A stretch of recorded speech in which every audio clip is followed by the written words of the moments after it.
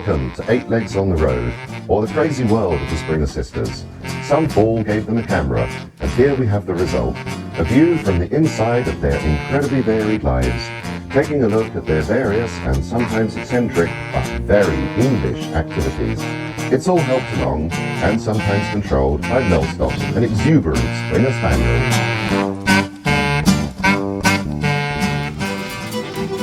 Pamela, that's the tall one, plays fiddle and various other weird and wonderful instruments. She's a compulsive collector of instruments, amongst other things. She has been described as terminally flippant by one of her friends, and I know from bitter experience that this is true.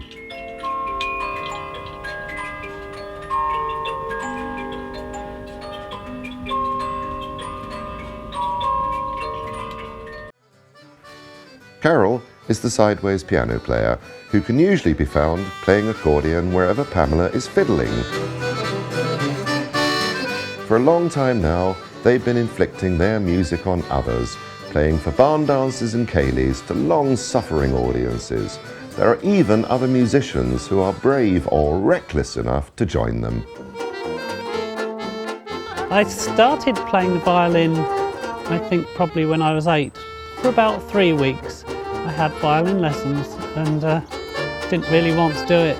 So I mucked around in lessons and guess what? I got kicked out.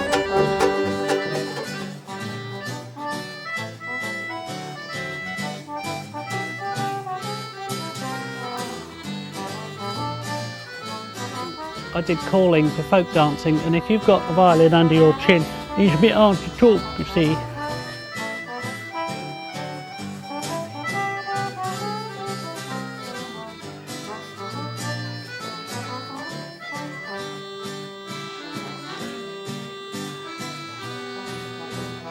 I still play the violin and call at the same time in the band, which I think a few people probably do, but it makes life a lot easier holding it down there.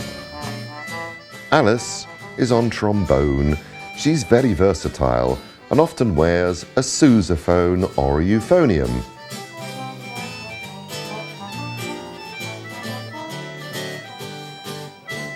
No, I think I was taken over by a spirit then or something. Barn dancing, especially when the punters aren't used to it, needs a caller, someone to instruct the dancers. Both Carol and Pamela perform this function while playing. I've always played the piano, and I mean almost always, since I was 4. And one day somebody showed me a piano accordion, said, "Do you think you can play this? It's only sideways." And sure enough, it is sideways from a piano.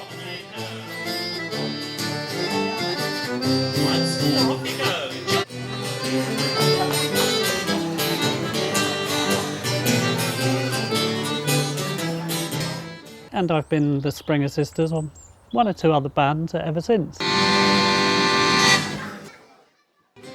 Chris is on the tuba. He's been declared mildly eccentric and has pronounced Pamela to be terminally flippant. That I realised that I could dip my toe into the water, various parts of the musical pool. Well, that's rubbish.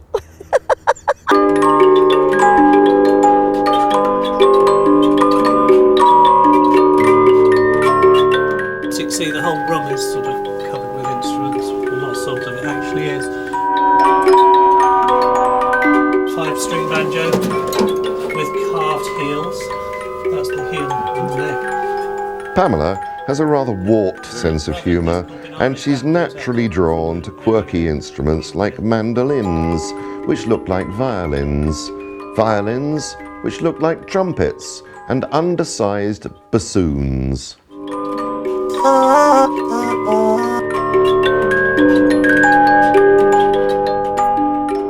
But this is an early 19th century double flageolet made out of boxwood and ivory by a man called Bainbridge. Carol has had an interest in the poet Siegfried Sassoon since she was 14, and it's led her to collect all sorts of wartime artefacts. And I shall probably end up in prison now. An entrenching tool. take a long time to dig a trench with this. Oh. First World War trench drinking cup. Oh, look. I don't know if that's for the rum ration. But look at this, burglars. There is gold here. I think we can discount the golf club thing, although somebody may not have discounted it and that's why bits are broken. There are walking sticks, a handy stash for one's old age, ancient irons, blotters. Where will it all stop? It doesn't. And there's 2 bits of railway track meeting in a V. And if you needed to summon help, instead of using your walkie-talkie, you go...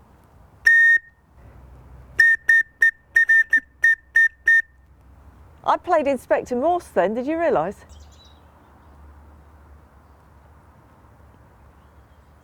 It stood on its heel, warming up, spit on it, and if the spit sizzles, the iron is hot enough. You either love it or you hate it. This is a brown motley Bakelite blotter, and on the knob on the top we have the Marmite jar. Pamela and Carol haunt antiques fairs in hopes of finding a bargain. These collectors' markets are also places for meeting up with friends who are on similar missions, where you can indulge in banter with stallholders. Hasn't got a name apart from sound flute. It has got a name of its owner. It says semitone.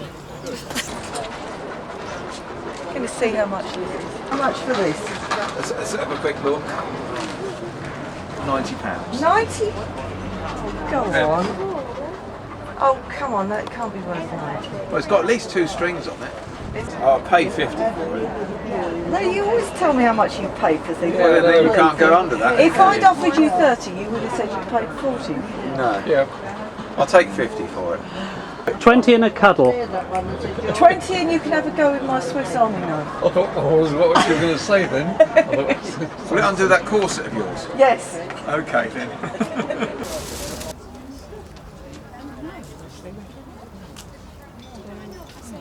Probably. I suppose you can date it quite a lot from the pegs. They look like Yes. the original pegs. I Nicely worn out, moved right in. Aren't they? They're lovely, aren't they? They're real 18th century that.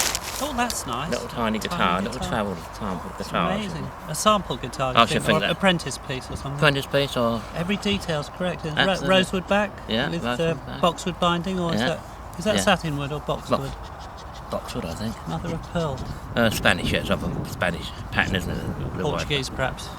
Yeah, possibly so, but I'd say more like Here's a well-established collector, and like Pamela, he's a normal English eccentric who seems to know just where to find musical instruments. Yeah. That's incredible. Went for the word. Is that tortoise shell in between it? Don't know, could well be. Oh no, not more weird violins. It's small pocket violins that were taken around, you put them in your pocket, go around to teach ladies to dance in big houses. Like strange looking ones, including the dust. There are so many big. That's a Hardanger figure, a Hardanger fiddle from Norway. Decorated all over. This one's probably about 1910, something like that. Inlaid with mother of pearl and sometimes whalebone. I think those are whale bones or just other sorts of bones. Very deep cut scrolls there, but these have got 8 strings on them. You can't just about see 8 sympathetic strings that just play, resonate in sympathy. Not much of a collection today, but here we go. Bye. Bye. Ah, the end of another antiques fair. And yes, in If case you you were were stuck on the end of the wondering, violin like Pamela that, would you be ended up smiling? with the brass violin.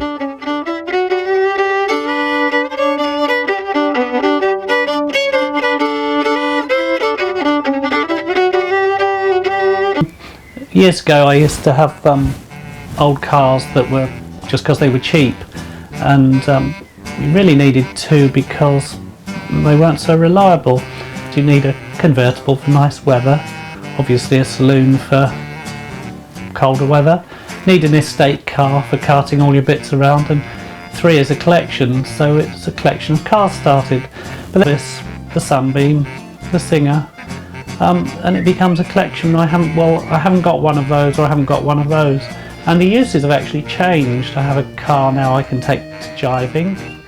I have Phillips 50s rock and roll jiving. I have a car we can take to swing events, 1938 MG.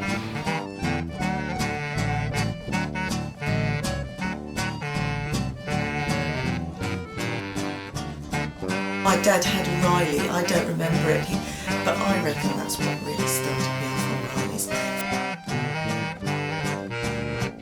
He had a Series 1 Land Rover. They came in just after the war. That's why I've got one now, because I just love them. I also got a Riley Saloon from the 1950s, an RME. And that's really my bad weather car. The Lynx is my good weather car. I love them both, but I love the Lynx most.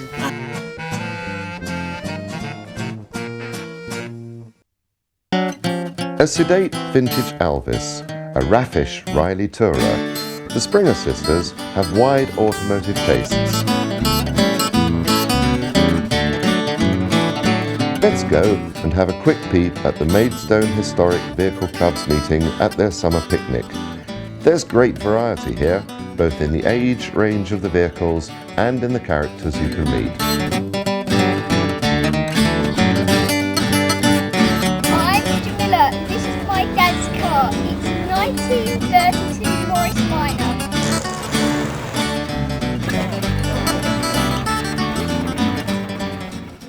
Another outing is nearly over, but not quite finished.